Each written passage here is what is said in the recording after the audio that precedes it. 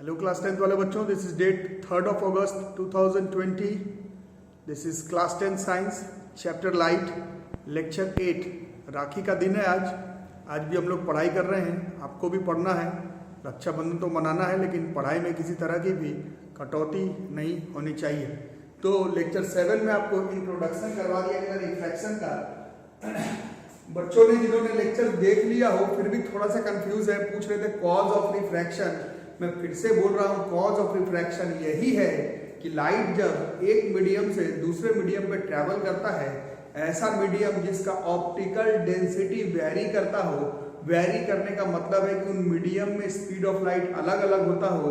तो जब लाइट को हम लोग एज अ वेव कंसीडर करते हैं तो लाइट अपना फ्रीक्वेंसी, एक वेव अपना फ्रीक्वेंसी, अगर लाइट को फ्रीक्वेंसी कंसीडर करते हैं तो ये ड्यूरिंग रिफ्रैक्शन चेंज नहीं करता है, बट वेलोसिटी चेंज होने के वजह से वेवलेंथ चेंज हो जाता है। क्लास 9 का फॉर्मूला बताया गया था, पिछले लेक्चर में समझाया भी हूँ।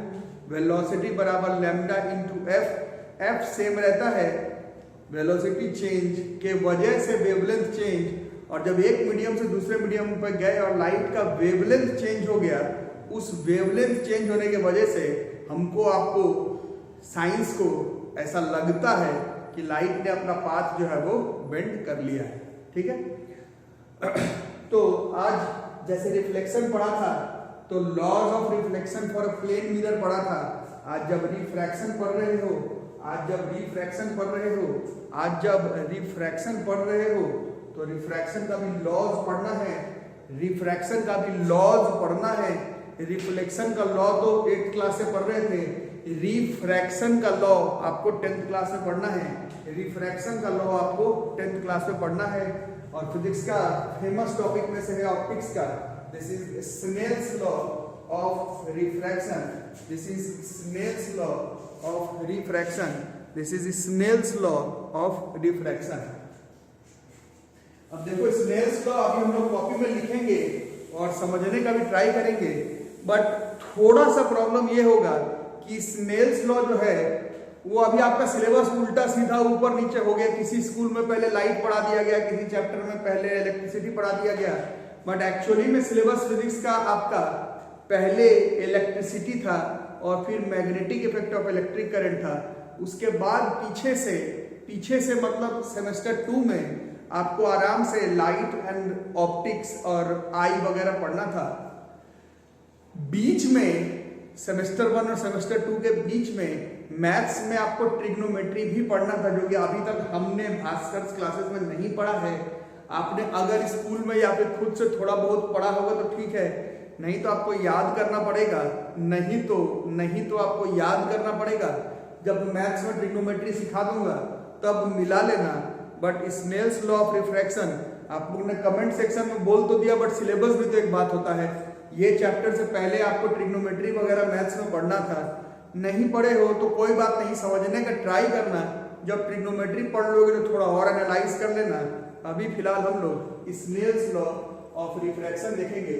तो मान लो ये रिफ्रैक्शन हो रहा है, मान लो कि ये रेयर मीडियम में, डेंसर मीडियम है, मान लो कि लाइट इंसिडेंट से रेयरर से डेंसर आ रहा है, तो it moves towards the normal का मैंने एक डायग्राम बनाया है। इस मीडियम का नाम ए मान लेते हैं और इस मीडियम का नाम हम लोग बी मान लेते हैं। तो स्नेल्स लॉ कहता है, स्नेल्स लॉ कहता है ड्यूरिंग रिफ्रैक्शन ऑफ लाइट, जब लाइट का रिफ्लेक्शन होगा, रिफ्रैक्शन होगा बिटवीन 2 डिफरेंट मीडियम, या फिर इसको हम लोग पेयर ऑफ मीडिया कहते हैं। मीडियम का प्लूरल ऑप्टिक्स में मीडिया को कंसीडर किया जाता है। Refraction Snell's law for a pair of media, दो पेयर के बीच में, दो पेयर नहीं, एक पेयर दो मीडियम के बीच में काम करता है। During refraction of light between 2 different medium और a pair of media, ratio of, ये साइन है, साइन थीटा, साइन ट्रिग्नोमेट्री में पढ़ना है, नहीं पढ़ा है तो फिजिक्स में उतना काम नहीं है, याद भी कर लोगे तो काम चल जाएगा।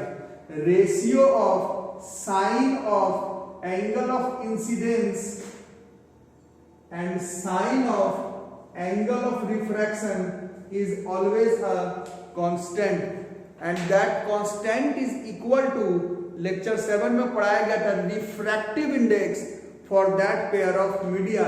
This law is called Snell's law.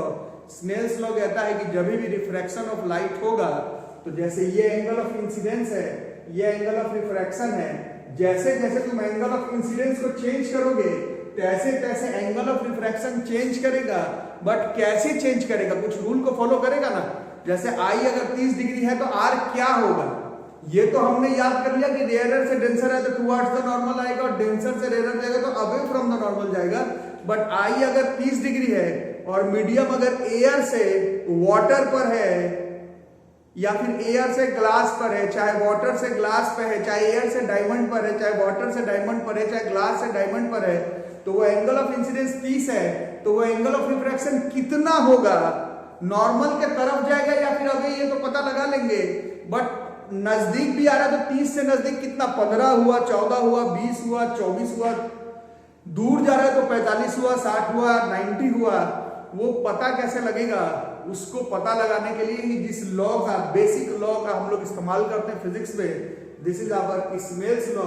Snell's law of refraction कहता है कि जब भी रिफ्रैक्शन होगा तो ratio of sine of angle of incidence and sine of angle of refraction for a pair of media is always a constant, और that constant is equal to, वो constant ऐसा नहीं कि कुछ भी constant, वो constant उस pair of media के refractive index के ही बराबर हो जाएगा। और refractive index हम लोगों को कल के क्लास में सिखाया गया कि कैसे निकालते हैं।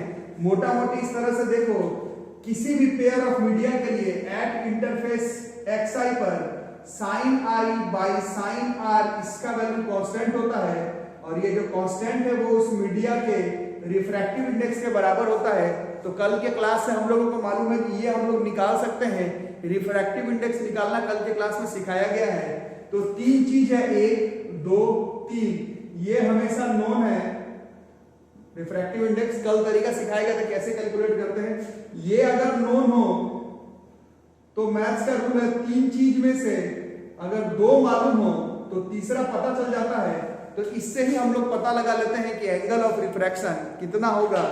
तो at interface X Y ratio of sine of angle of incidence and sine of angle of refraction is always a constant, and that constant ये एरा गैरा कांस्टेंट नहीं है।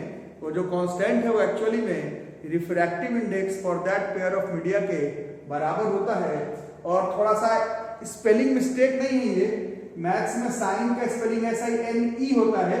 शॉर्टकट में जब मैथमेटिकली लिखते हैं तो SIN, लेकिन जब लैंग्वेज वाइज लिखते हैं तो SINE होता है। तो during refraction of light between two pair of media, ratio of sine of angle of incidence and sine of angle of refraction is always a constant, and that constant is equal to refractive index for the pair of media sin i by sin r बराबर constant. कल केवल refractive index में से mu लिख दिए थे, आज ऐसे लिख रहे हैं mu of B with respect to air. जरा कोई भी रिफ्रैक्टिव इंडेक्स नहीं है, ये रिफ्रैक्टिव इंडेक्स बी का तो है। अब बी मान लो वाटर है, तो वाटर का रिफ्रैक्टिव इंडेक्स नहीं होता है। वाटर का रिफ्रैक्टिव इंडेक्स किसके कंपैरिजन में, इसीलिए विथ रिस्पेक्ट टू ए लिखना पड़ता है। जैसे ये ए तो एयर भी हो सकता था, बट ये तो ग्लास भी हो सकता था, ये तो डायमंड भी हो सकता था। तो आज के बाद ये जानना है, एब्सोल्यूट रिफ्रैक्टिव इंडेक्स तो ठीक है, बट कोई भी आपसे रिफ्रैक्टिव इंडेक्स पूछे, चलो बताओ बेटा ग्लास का रिफ्रैक्टिव इंडेक्स कितना है, तो आप आंसर क्या देंगे कि मैं ग्लास का रिफ्रैक्टिव इंडेक्स तब तक नहीं बताऊंगा जब तक आप ये नहीं बताएंगे कि ग्लास का रिफ्रैक्टिव इंडेक्स किसके कंपैरिजन में बताना है। तो इसीलिए कल तक तो हम लोग सिर्फ म्यू लिख करके काम चला ले रहे थे, और जब स्नेल्स लॉ लिखते हैं तो क्लियर बताना पड़ता है। रिफ्रैक्टिव इंडेक्स बी का तो बता रहे हो, वाटर का तो बता रहे हो, लेकिन ऊपर वाला लिखना पड़ता है विथ रिस्पेक्ट टू एयर है, या विथ रिस्पेक्ट टू ग्लास है, या विथ रिस्पेक्ट टू फलाना है, या फिर विथ रिस्पेक्ट टू ढिकाना है। कल के क्लास में एब्सोल्यूट रिफ्रैक्टिव इंडेक्स को केवल म्यू से लिख रहे थे, बट आज के क्लास में रिफ्रैक्टिव इंडेक्स ऑफ ग्लास अगर है but with respect to air है तो इस तरह से लिखना पड़ेगा। Refractive index of water with respect to glass है तो इस तरह से लिखना पड़ेगा। रिफ्रैक्टिव इंडेक्स ऑफ ग्लास है विद रेस्पेक्ट टू एयर है, कुछ इस तरह से लिखना पड़ेगा। This law is called Snell's law of refraction. Snell's law of refraction कहता है कि जब भी रिफ्रैक्शन ऑफ लाइट होगा, जब भी रिफ्रैक्शन ऑफ लाइट होगा दो डिफरेंट मीडियम में या फिर पेयर ऑफ मीडिया में अगर होगा, इसका मतलब है कि वेरिंग ऑप्टिकल डेंसिटी तो होना कंपलसरी है, तो उस केस में ratio of sine of angle of incidence and sine of angle of refraction ये हमेशा कांस्टेंट होता है। और वो कांस्टेंट एरा गैरा नहीं, वो जो कांस्टेंट जो है वो refractive index for the pair of media के बराबर होता है ना। जो लोग इंटेलिजेंट हैं लोग समझ रहे होंगे, तीन चीज में ये मालूम है, ये अगर मालूम है तो ये निकल जाएगा। इसका मतलब है कि अगर तुम आई का वैल्यू 30 से बदल करके 45 करोगे तो ये तो फिक्स है, ये चेंज कर रहे हो तो ऑटोमेटिकली आर का वैल्यू चेंज हो जाएगा। आई अगर 30 है, आर अगर 15 या कुछ भी हो, तो जब आई चेंज करोगे तो आर का वैल्यू चेंज होगा, आई चेंज करोगे तो आर का वैल्यू चेंज होगा। किस फॉर्मूला से, किस लॉ से, किस मेथड से, किस टेक्निक से, किस इक्वेशन से चेंज होगा, उसी इक्वेशन को, उसी फॉर्मूला को, उसी लॉ को, उसी टेक्निक को स्नेल्स लॉ ऑफ रिफ्रैक्शन कहते हैं। और यही एक्चुअली में लॉ ऑफ रिफ्रैक्शन भी है। स्कूल एग्जामिनेशंस में जब लॉ ऑफ रिफ्रैक्शन पूछा जाए तो स्नेल्स लॉ ऑफ रिफ्रैक्शन के बारे में ही बात हो रहा है, लेकिन एक दूसरा लॉ भी लिखेंगे कि ये जो इंसिडेंट रे है और ये जो रिफ्रैक्टेड रे है और ये जो पॉइंट ऑफ इंसिडेंस है, ये सब को एक ही प्लेन पर लाई करना चाहिए, तभी स्नेल्स लॉ काम करेगा।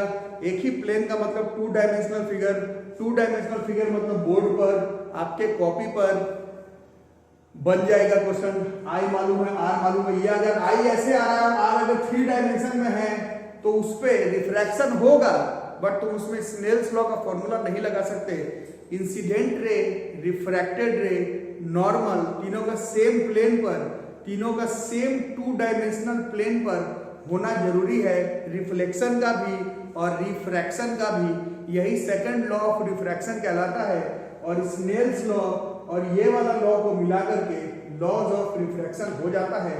इसी को हम लोग लॉज ऑफ रिफ्रैक्शन कहते हैं। This is Snell's law of refraction and Snell's law of refraction and second law of refraction comprises of laws of refraction. और जो लोग पढ़ने में अच्छे लोग समझ रहे होंगे, क्योंकि साइन का बात है, साइन कॉस का, तो इसका कोई भी न्यूमेरिकल, ट्रिग्नोमेट्री जब तुम पढ़ लोगे उसके बावजूद इसका कोई भी numerical, sine I by sine R वाला कोई भी न्यूमेरिकल क्लास 10th के फिजिक्स के लाइट चैप्टर में नहीं है। स्नेल्स लॉ का कोई भी न्यूमेरिकल क्लास 10th के फिजिक्स के लाइट में नहीं है।